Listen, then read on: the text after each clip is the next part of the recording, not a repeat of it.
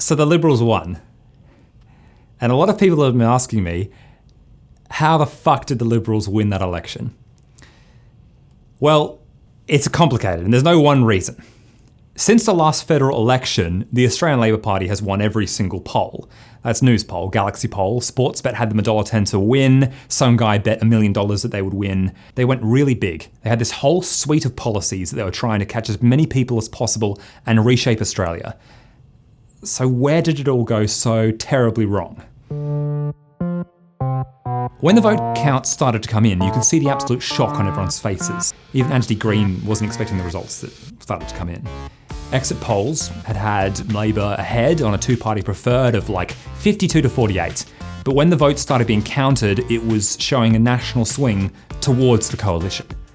Even the Liberals were shocked. Their internal polling had them on a best-case scenario barely getting 70 seats, but now they're on track to form majority government. In the lead up to the election, the list of resignations from the Liberal Party, and that's mostly in the moderate faction, people like Christopher Pyne, grew every day. They knew that they were headed for defeat and they made peace with it, but then they won. And when you look at it in retrospect, all the signs were there, because all of this has happened before. In 1993, Dr. John Hewson, who many of you have probably never heard of, he was the leader of the Liberal Party at the time and then opposition leader to Prime Minister Paul Keating. He ran on a big policy platform called Fight Back. It was a 650-page document outlining dry Liberal policies, including changes to industrial relations like the abolition of penalty rates, massive changes to Medicare like the abolition of bulk billing for most people, and the introduction of the GST at 15%. At that point, no one even knew what the GST really was, and to some degree, neither did he. I need to know exactly what type of cake to give a detailed answer. But every single poll had him on track to win, and then he didn't. This election, the leader of the Labor Party, Bill Shorten, ran on a similar campaign style, promising big reforms to reshape Australia. This included investment policies, including action on climate change, a 50% renewable target by 2030, higher investment in education, public transport, public health. They even wanted to have a referendum on Republic. They had economic reforms, tax breaks for low and middle income earners, removal of negative gearing, changes to franking credits. They had multinational tax, a return to surplus, apparently, as well. The list was huge, and that's not always a good thing. Because when you have a big policy platform promising big spending, you have to offset that with saving measures or cuts. And that creates the potential for targets. This was markedly different from the small target attack strategy against Malcolm Turnbull in 2013, which Labor came very close to winning. Australians don't vote governments in, they vote governments out. Most oppositions wanting change have a much harder time convincing people that what they're promising will be better than what we have right now. And that's reason number 2. They failed to prosecute the case for change. Labor was positioning itself as a disruption to the status quo. They were promising to change Australia in their argument for the better. But the Liberals argued that would come at the cost of Australia as it is now.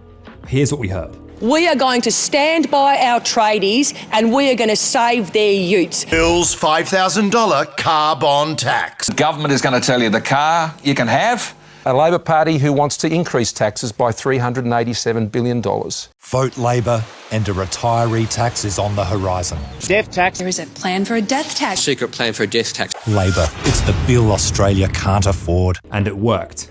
Labor gave them targets, changes to negative gearing to try and deflate the property market, and the closing of the franking credits loophole. Both of these concessions had people benefiting from them, and while negative gearing was to be grandfathered out, the franking credits weren't.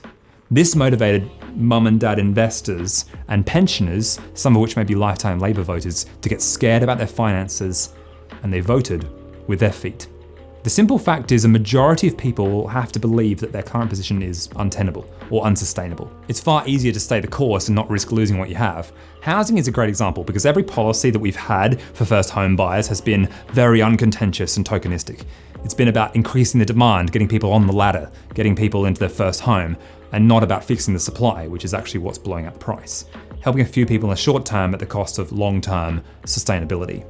The housing bubble and other things like climate change and wages aren't yet affecting the majority of people, even if they actually are hurting some. While Labor had the toughest job of advocating for change, Scott Morrison was one guy with one message. I can be trusted to manage the economy, and Bill Shorten can't. After his win, he claimed Australians rejected class warfare politics, but it's more that Labor just created more enemies than friends, and that speaks to a larger problem with the left side of politics, and reason number 3. So imagine for a second that you're this miner living in Queensland in a rural town. Unemployment's high, and if you don't get another big project soon, you'll probably be joining them as well. And then this convoy of inner city greenies rolls into town and tells you that not only is your job going to kill the planet, but your entire industry needs to be put in the bin. You'd be pretty pissed. Action on climate change is pretty low on your list when you're struggling to stay employed. This is a negative campaign. No matter how much you care about climate change, the Stop Adani campaign literally has the word stop in it. It's not build solar plants or make Australia renewable again or something like that. It's literally just, let's shut this thing down. And I know that the Adani mine is this great rallying point for some people, that they're like, oh yeah, let's get together and ride our electric four-wheel drives right from Tasmania up through Victoria, right up to Cairns, and we'll all just sit around and sing Kumbaya. That's great, but it's not going to give people jobs in towns that are basically like, what is it, 25% unemployment or something like that? It's not going to actually fix anything. So you decided to create this issue, which is the Stop Adani campaign, and basically you wedged Labor. Every single appearance where there was a Greens candidate and a Labor candidate, the Greens candidate, they would say, well, we can't talk about climate change without saying how important it is to stop Adani. And the Labor candidate would be like, here we go. You know, Labor, well, you know, we know how much they love Adani. We know how much they're in the pocket of mining companies. Let me tell you what annoys me the most about the Greens. It's the fact that they have these fantastic values, this passion for the environment, this passion for climate change action, but they're so terrible at the political game. The Greens ran their biggest ever election campaign in Queensland, and the Liberals had their biggest ever victory in Queensland at this election. That is not a coincidence, kids. That is a direct result of the Stop Adani convoy. They created this no-win scenario for Labor. And Bill Shorten made the terrible idea of basically just saying, what if we had both? But he can't do that. You can't have a mine being shut down and simultaneously also being open. So he had to pick a position that was basically like, I have no strong feelings one way or the other. Either Labor pisses off inner city voters and bleeds to the Greens, or they piss off workers and lose blue collar votes directly to the Liberals or indirectly to the Liberals via One Nation or Clive Palmer. And he is reason number 4.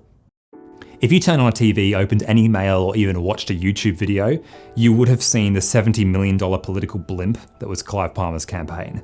He ran a candidate, if you can call them candidates, in over 150 seats, and didn't win a single one, which sounds like a hilarious waste of money, but it wasn't.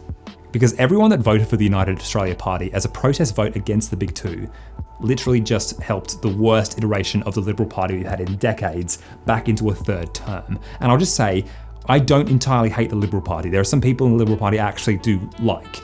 The preference flows from Palmer went almost entirely back to the Liberal Party, particularly in Queensland. That $60 million was probably what tipped the scales in a huge number of marginal seats. And rest assured, Palmer will not forget that political debt.